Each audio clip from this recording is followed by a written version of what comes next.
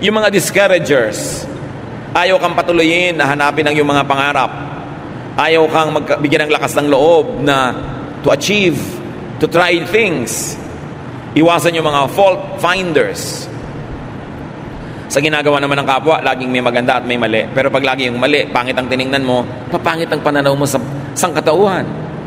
Avoid complainers. Tuwing kaharap mo, reklamo.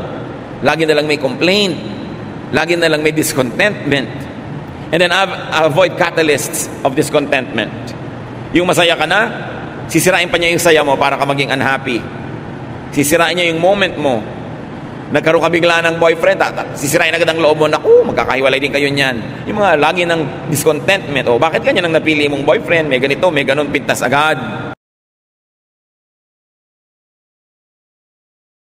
Kung ang mga maiingat na tao ay umiiwas sa sakuna, umiiwas sa panganib, umiiwas sa sagasaan ng masamang panahon, umiiwas sa baha, meron ding mga uri ng tao na dapat iwasan kung nais nating maging maingat sa buhay.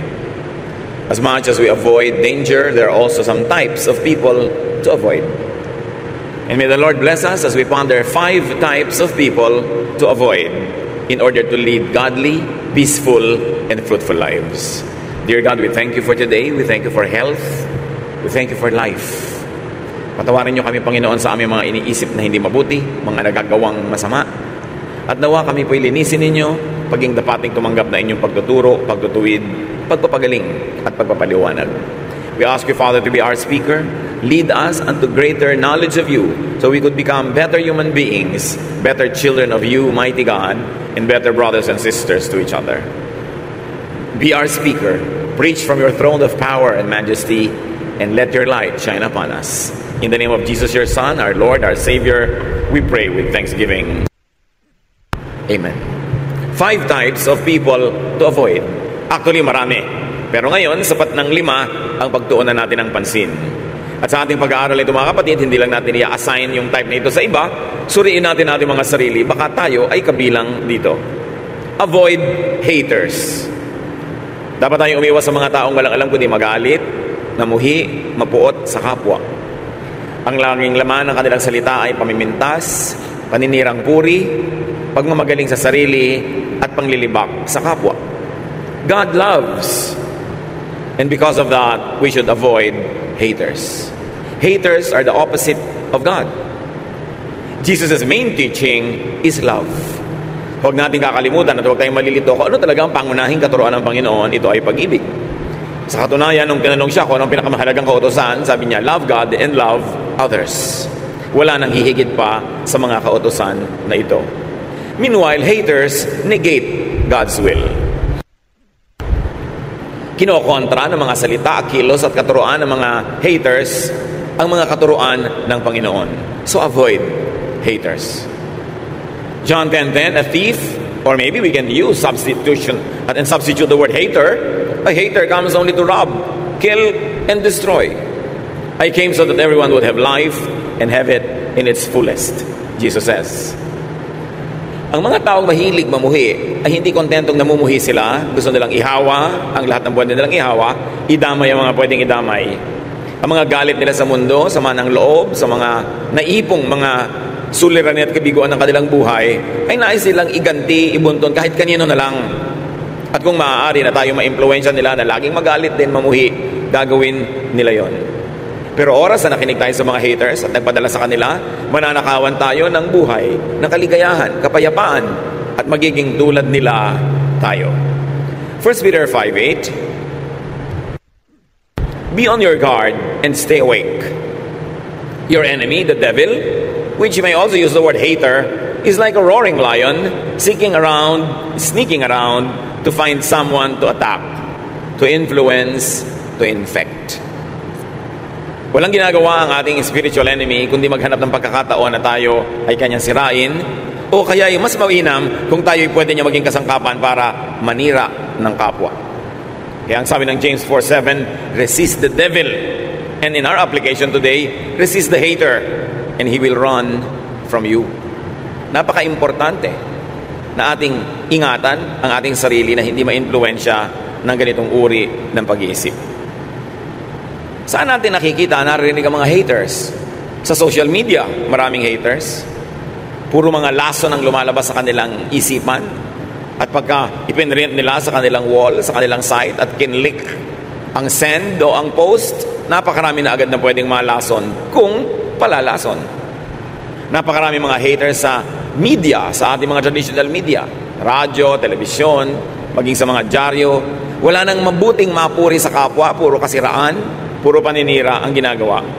At katakataka, pati may mga pulpito na pulpits of hatred, na walang lumalabas sa mga katuruan, na kundi punong-puno ng mga galit sa kapwa, galit sa mga kapwa mananampalataya, na iba ang sekta o iba ang kongregasyon, galit sa mga ibang relihiyon, galit sa lahat na lang.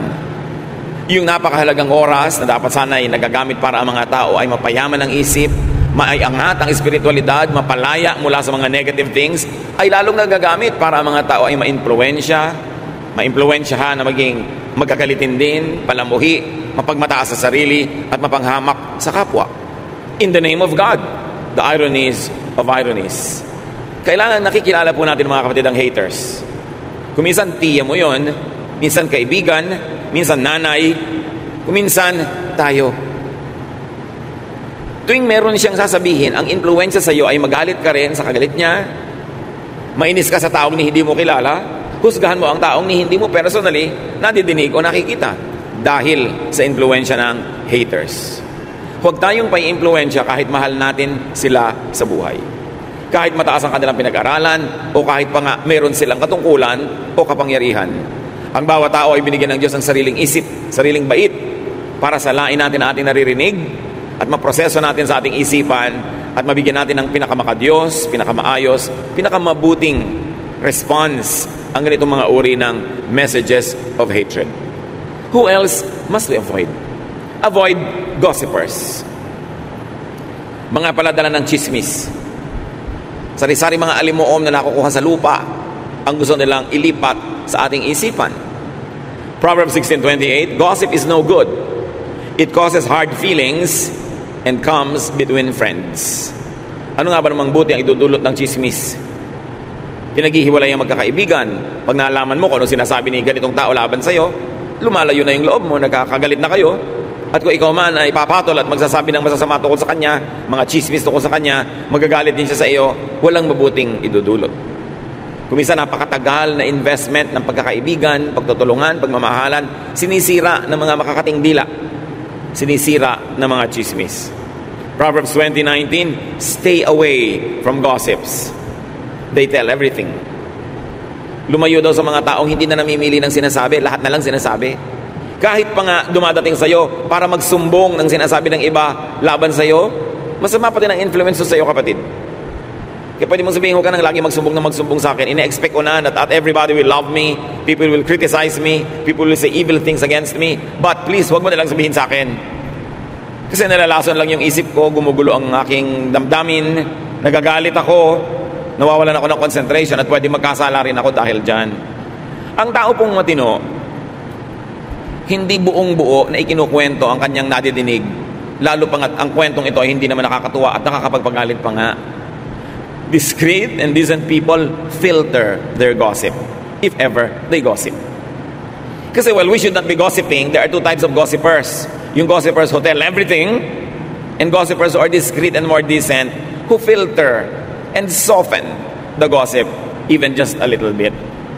Meron pang worse, nagdadagdag pa at nagagatong at nagsusulsol ng mga gossips.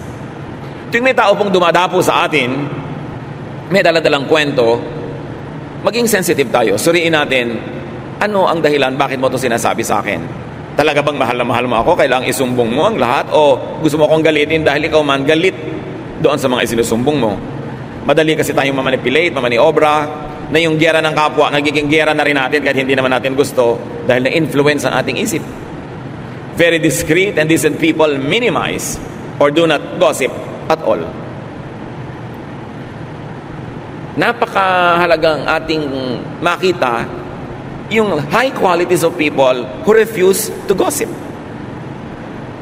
Ang daming nasasagap natin sa hangin ng mga kung ano-anong balita, pero para laging ulit-ulitin natin yung sa kapwa. Lalo't gumagamit ka ng social media, gumagamit ka ng computer, internet, ng text. Kuminsan irresponsible. Kuminsan mga gossip na wala namang verification. Yung mga, naku, lilindol daw ng intensity 12 sa Metro Manila bukas. Ikakalat mo agad. Nag-research ka na ba? Totoo ba? Sinong may sabi? Nagsasabog ka agad ng takot at panakot sa tao. Hindi mo naman na-verify. Huwag kayong forward ng mga bagay na nakakatakot na hindi nyo naman verified. Kasi nakakagulo sa isip ng kapwa. Nakakanerbiyos.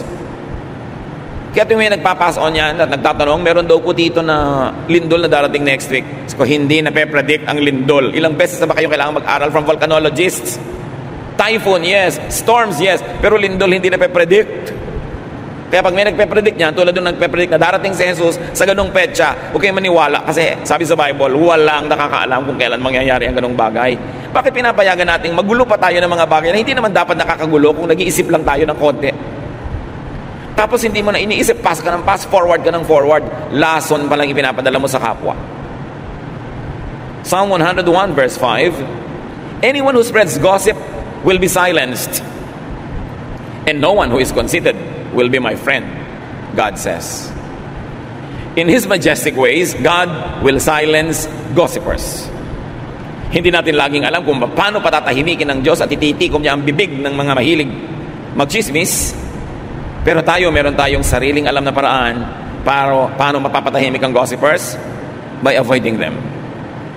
By refusing to listen to them. And even more, by refusing to repeat to others what they tell us. Kailangan tanggihan mong pakinggan ang chismis. Kung tumatanggi ka na tambakan ng kapitbahay mo ng basura ang iyong bakuran, trash yun eh. Dapat tumanggi ka na tambakan ng kapwa mo ang iyong tenga ng basura. Alam niyo po ba ang tenga napakalapit sa utak? Ang lapit. Kaya pag pumasok sa tenga, nasa loob na agad ng utak. Anong mga basura ang pumapasok sa ating tenga? Mga basura ng haters, mga basura ng gossipers, it will poison our minds. And you can very well know if the mind is poisoned. The language and the vocabulary gets poisoned as well. The behavior, the thinking pattern gets poisoned. Kaya iniingatan. Hindi tayo nagpapapasok ng anumang marumi sa ating tenga. Gusto niyo bang may pumasok na langgam sa inyong tenga? May pumasok na insekto, mikrobyo, maruming tubig, asido, and yet we allow a lot of gossip and hateful words to enter our ears. Kailangan bantayan. At kailangan kung sakaling nakapasok, huwag nang ilabas sa ating bibig. Sirain na, wasakin na in the realm of thought so that we don't become instruments of the devil. We don't become extensions of hell and extenders of hell also. Avoid tempters. Mga mapanukso. Proverbs 5:7-8. My son, listen to me and do everything I say. Stay away from a bad woman. Don't even go near the door of her house. Siyempre, pwede mo sabihin, stay away from a bad man or a bad activity or habit, a bad social media post or wall or site. Dati kasi kailangan maglakbay ka pa para ka matukso, maglakad ka pa para may mapuntahan. Pero ngayon, because of the social media, because of the internet, isang bukas ng computer, 2-3 click, nandun ka na sa pinto ng bad woman or bad man. At hindi ka lang nasa pinto, nasa kaloob-looban ka na ng kanyang bahay. Kaya ingatan. Ingatan kung anong mga pinupuntahan nating mga websites. Ingatan kung anong mga pinapanood, pinapakinggan sa social media. Dahil yan ngayon ang napakabisang kasangkapan ng tukso. Matthew 6:13, keep us from being tempted and protect us from evil. Isang major component ng prayer. Ipanalangin natin mga kapatid that with the availability of all of this technology, all the gadgets, and all the channels that we can subscribe to, visit, watch, hear, that we watch ourselves, that we exercise self-censorship, that we exercise self-control.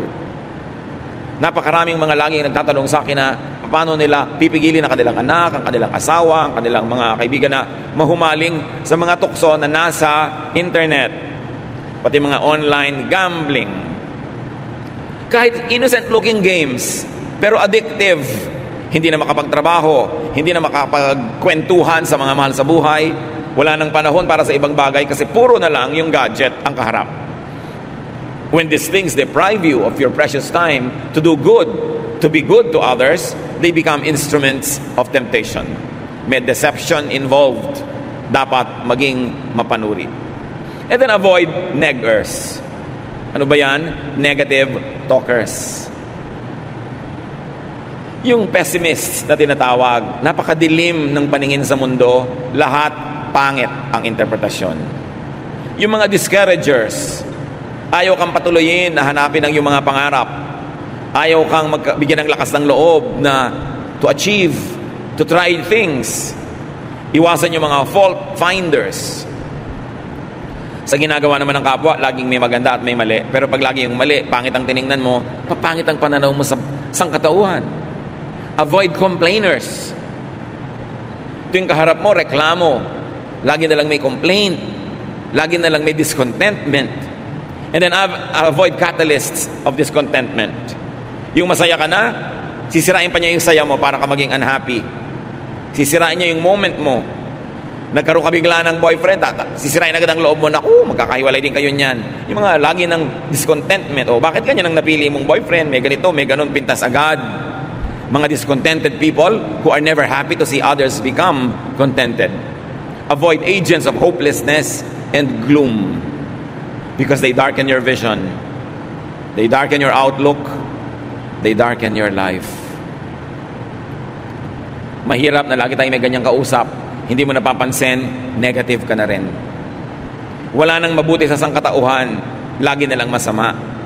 Wala ka nang pwedeng magandang asahan. Puro na lamang nakakatakot at malungkot. Ang sabi sa 1 Thessalonians 5:11, you must encourage and help each other. Susuriin ninyo kung ang inyong laging kausap ay nakaka-encourage o nakaka-discourage. Siyempre, ang matalino at concerned friend, kung minsan, hindi discourage ka based on facts, based on experience, and based on a generally wise disposition. Pero may mga tao rin na ang buhay nila tad-tad ng kabiguan, tad-tad ng lungkot, tad-tad ng frustration. Ganun na ang buong pananaw nila sa buhay. Yun ang iwasan yung maka-influensya sa inyo. So kung ang mga tao ay nagbibigay sa inyo ng discouragement at encouragement, tingnan nyo ang percentage. If most of what you get from people is discouragement, these are the types of people you should avoid. Iwasan nyo rin naman yung 100% tulak ng tulak sa inyo at sulsol ng sulsol na encourage kayo gawin kahit anong gusto nyo kasi hindi rin nag-iisip yun. So dapat mga 80%, 85 nang i-encourage. In mga 15, 20 dinidiscourage ka na may point naman, then pwedeng pagtiwalaan ng payo ng ganung mga tao.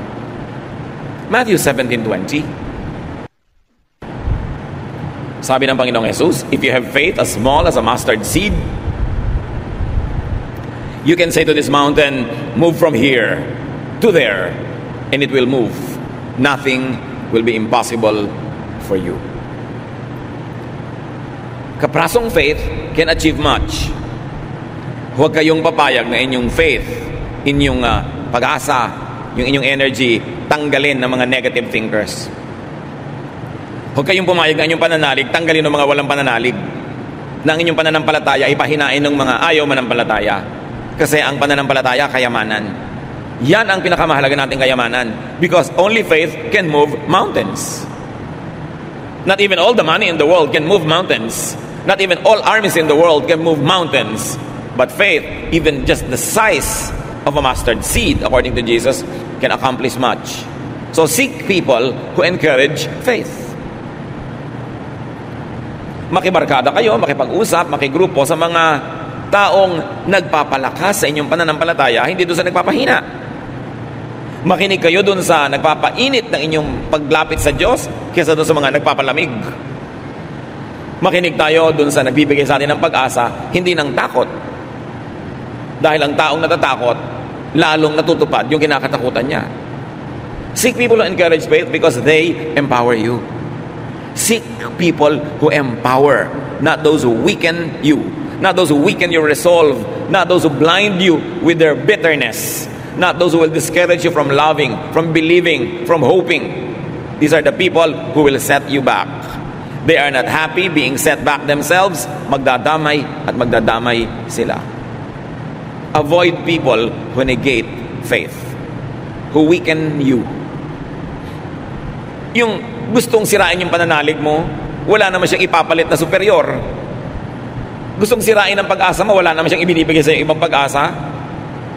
Yung gustong pigilin ka sa ginagawa mo, wala naman silang ibinibigay na alternative na pwedeng gawin na mas mabuti. Na pag nakinig ka sa kanila, you will just stop in your tracks and drop dead. Wala namang ibang ipinapalit. Makinig sa mga taong may bagong ideya.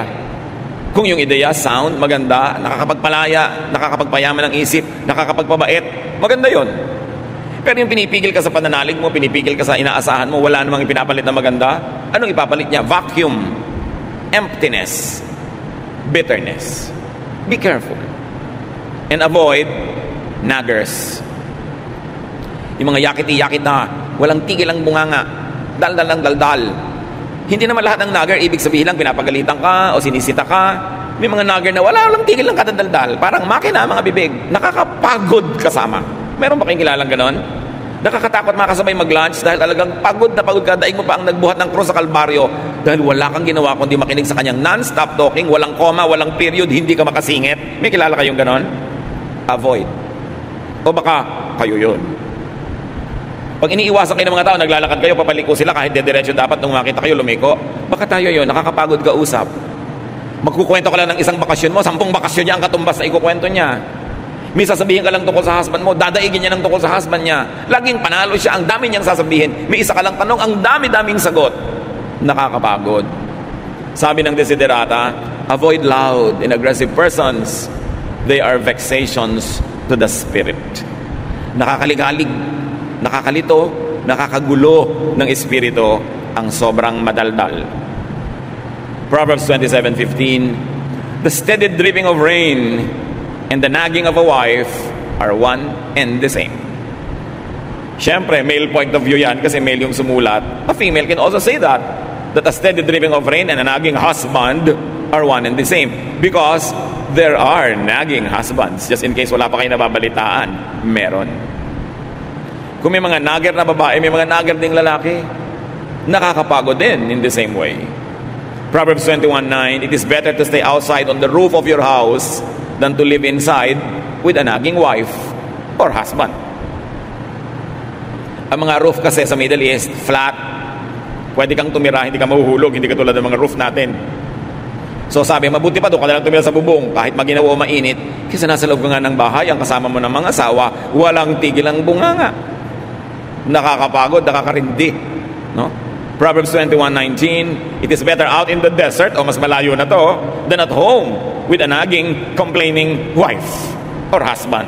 Lagi lang lalagyan ng kabilang kasarian kasi universal naman ito para sa lahat ng tao. Or a nagging mother, or a nagging friend, or companion. Minsan, naglalakbay ako nung araw pa, estudyante pa ako, I was traveling, and I had the misfortune of sitting next to a couple na yung wife, walang tigil ang yakiti-yakitak. Dumating ang kape na isinerve ng stewardess, yakiti-yakitak siya. Kahit ano, hanggang bumaba ka na, may reklamo siya sa airport, man, everywhere. Nakasabay ko pa sa barko. Kasi naglalakbay ka nga, may lipad. Sila na naman. Kasunod ko pa sa pila. Nangyari pa, nakapila ako, may biglang umuna sa akin na nagmamadaling nanay. For whatever reason, na may bitbit na bata at mga bag ng mga gatas. Sabi pa naman ng babaeng nagger na nasa likod ko, hindi na ako yung asawa niya, ha? Stranger na nga ako. Kinalabit pa ako, sabi niya, papayag ka na umuna siya sa'yo. In English, syempre. Sabi ko, it doesn't matter. Takang-taka siya. Ninanag niya yung husband niya tungkol sa akin. Sabi niya, huwag ka tutulad sa kanya, huwag kang papayag. Pag sa'yo may umuna, huwag ka... Hindi na nga inunahan, nagnanag pa rin. May ganong tao. Ang tanong, baka tayo yon. Walang tigil ng kapupo na dito, reklamo doon. So what to do in life? How to live? Ang iksi-iksi ng buhay, pupunuin mo pa ng mga negative. Sayang naman ang time. Psalm 90:12, teach us to use wisely all the time we have. Panginoon, bigyan niyo po kami ng karunungan na maging matalino kami kung paano gagamitin ang napakamanga halagang sandali na ipinahihiram niyo sa amin.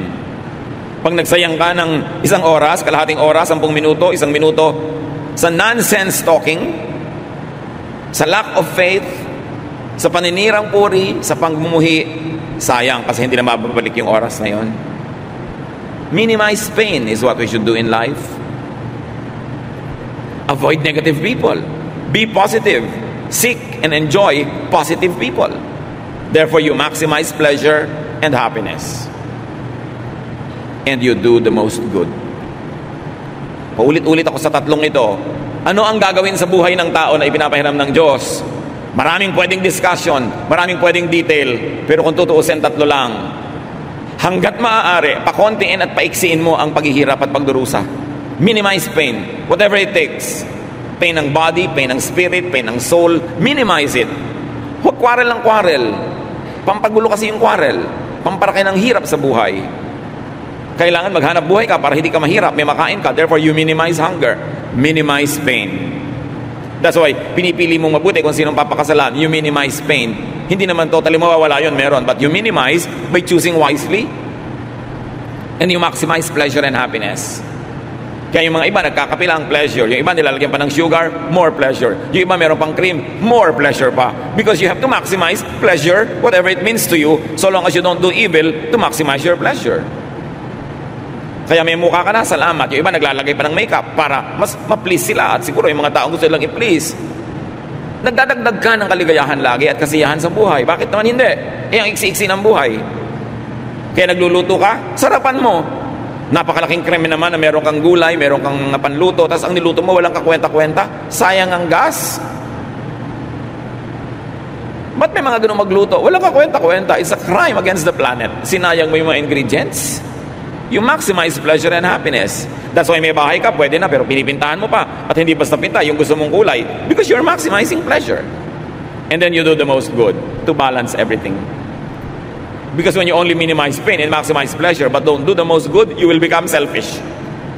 And you will become evil to other people. So you do the most good. Tatlong bagay lang ang buhay. Pag ginawa mo yan, ikaliligaya ng Diyos ang ipinahiram niyang buhay sa iyo at baka bigyan ka pa ng extension.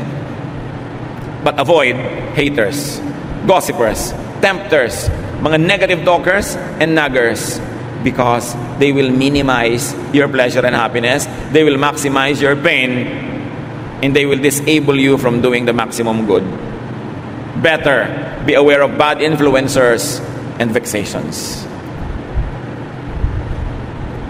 Be aware of haters, gossipers, tempters, negative talkers, and naggers, and pray for them. Why? Because you do the maximum good. Pray for them. You don't only avoid them, you pray for them. So that they might be blessed enough to become positive in their outlook. Alam niyo yung mga taong negative, biktima lang kasi yan ng buhay. Kung tutuusin, lahat naman tayo nabibiktima ng buhay. Pero yung iba, ang sagot nila sa lahat ng hirap, kabiguan, negative attitude. Nadadagdagan tuloy ang hirap nila. Tapos na nga yung nangyaring hindi maganda because of their bad attitude. Nagpapaulit-ulit pa yun sa kanilang memory at nire-replay nila sa actual na buhay ang namamaximize yung pain, ang nami-minimize yung pleasure. Pray for them that they might be blessed enough to graduate from their bitterness. Pray for them that they will have the wisdom to see that their bitterness and negative ways won't make them happy. Pray for them so that when they realize these things and they begin to have wisdom, they will change their mind and they will change their ways.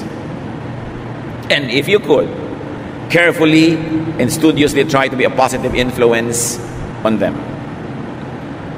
Pag may mga nagger, may mga negative talkers, pag may mga bitter people, discouragers, tuwing mga panahon na hindi nyo maiiwasang sila ay makasalamuha, makasama, makausap, tiyakin nyo mga kapatid na kayo ang nakaka-influensya sa kanya ng positive at hindi kayo ang nai-influensya ng negative. Gawin nyo siyang mission field. Make a firm resolve, especially if these people are close to you, that you will become an instrument of God to bless the person so that the person could be lifted up out of negative situations and negative thinking, and they could become positive. But avoid being them or being like them.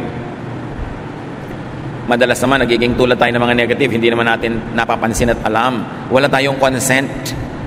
Nadadala lang tayo sa dalas nating kausap. And because we don't put safeguards in our ears and in our eyes, we could get influenced by poisonous people. Avoid being a hater. Kung may nagkamali sa iyo noon, hindi lahat ng tao ganon. Kahit mas marami pang ang mali, meron pa ring tama. So huwag mong ihuhusga yung bagong kilala mo na mali agad. Hayaan mong magkaroon siya ng pagkakataong magpakilala ng maayos. Although, dahil lang ingat ka na, hindi ka naman masyadong vulnerable na sobra-sobra magtiwala. Pero huwag mo agad tatanggalan ng tao ng at least benefit of the doubt na siya ay may mabuting magagawa sa iyo. Avoid being a gossiper, a tempter especially, a negative talker, and a nagger. Romans 2 verse 1. Some of you accuse others of doing wrong, but there is no excuse for what you do. When you judge others, you condemn yourselves because you are guilty of doing the very same things. So pag meron tayong nilabel na, ay, negative thinker to, ay, negative talker, ito, discourager, tiyakin natin tayo, hindi ganun. Kasi yun yung tinatawag na talbog sa akin, dikit sa'yo. The judgment that you throw at people will bounce back to you if you are doing the same thing. So let us always examine ourselves first. Unahin natin suriin ang ating mga sarili. At kung sakaling guilty tayo mga kapatid, tigilan natin to dahil napakalaking parusa sa ating kapwa, lalo sa mga malalapit sa atin kung tayo negative.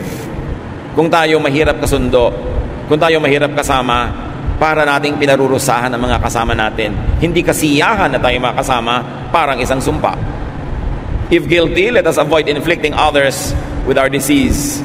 Let us get treatment from the Lord.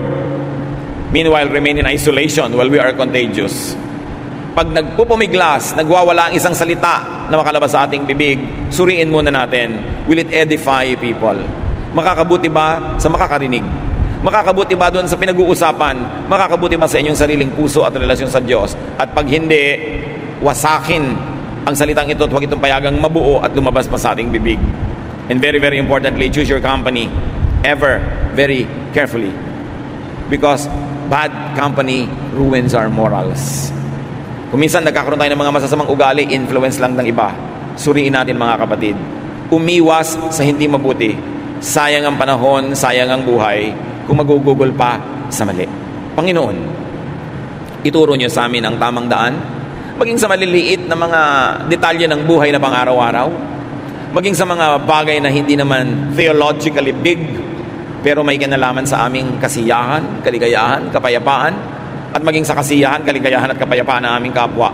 Turuan mo kami, Panginoon, na maging tama, maging makadiyos, para ang aming mga bawat malapitan ay mapagpala at hindi makatanggap ng sumpa. Meanwhile, turuan mo kami maging maingat. Suriin ang impluensya sa amin ng aming kapwa. Pagbulay-bulayan natin ang mga simpleng pang-araw-araw na bagay na ito na madalas umahad lang sa ating spiritual growth, umahad lang sa ating kaligayahan at kapayapaan. Ama, papaglinawin niyo po ang aming isip at bigyan kami ng mga practical applications sa napakakaraniwang topic na ito pero mahalaga sa aming espiritualidad. Magbulay-bulay tayo sumandali, mga kapatid.